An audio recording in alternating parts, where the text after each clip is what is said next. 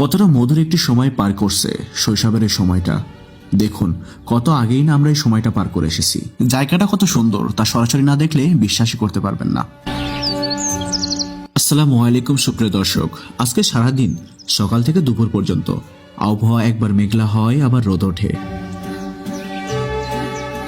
হঠাৎ দুপুরের পরে আকাশটা চমৎকার একটা রূপ ধারণ করলো। আকাশের এই সৌন্দর্যের কারণে প্রকৃতির রূপটা যেন বদলে গেল। হঠাৎ মনে হলো বাসায় বসে না থেকে প্রকৃতির মাঝে একটু ঘুরে আসি, নতুন কোনো একটা জায়গাকে এক্সপ্লোর করি আর আপনাদের মাঝে এটাকে তুলে ধরি। তো যেই কথা সেই কাজ, বেরিয়ে পড়লাম নতুন একটা জায়গা এক্সপ্লোর করার জন্য।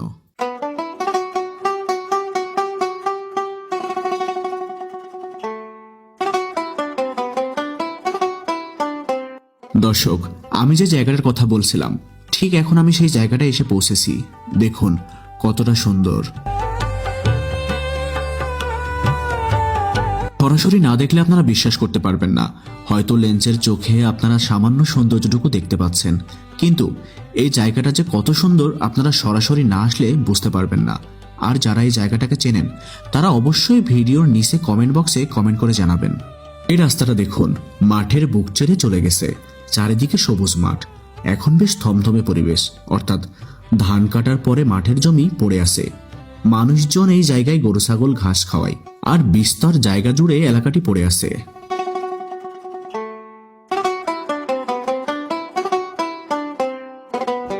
হঠাৎ করে চোখে পড়লো যে মাঠের মাঝখানে কিছু পরিত্যক্ত জমিতে কিছু ছোট বাচ্চারা খেলাধুলো করছে। কি সুন্দরভাবে তারা খেলা করছে। দুইটা বার বানিয়ে নিয়েছে দুইটা লাঠি দিয়ে, আর তারা কয়েকজন মিলে খেলায় মত্ত। আহা, তাদের খেলা দেখতে দেখতে আমার শৈশবের কথা মনে পড়ে গেল।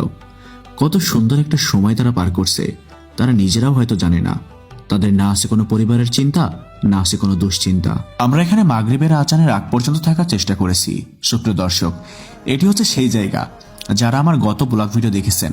মিনি কক্সবাজারে যাওয়ার সময় আমরা ঠিক এই রাস্তাটি ধরেই গিয়েছিলাম। আর ওই ঝুম বৃষ্টির মধ্যে কিছু রাখাল গরু খাওয়াচ্ছিল, যে দৃশ্যটি দেখে আমরা বলে উঠেছিলাম আহা কত চমৎকার। যারা আমার ওই ভিডিওটি দেখেছেন তারা নিশ্চয়ই জানেন।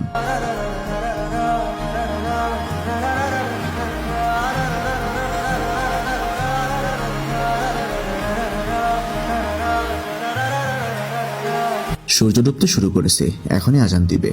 তার আমরা এখানে বেশিক্ষণ থাকলাম না। আজকের ভিডিওটি এই পর্যন্তই। যারা প্রকৃত প্রেমী আশা করি তাদের ভিডিওটি ভালো লেগেছে।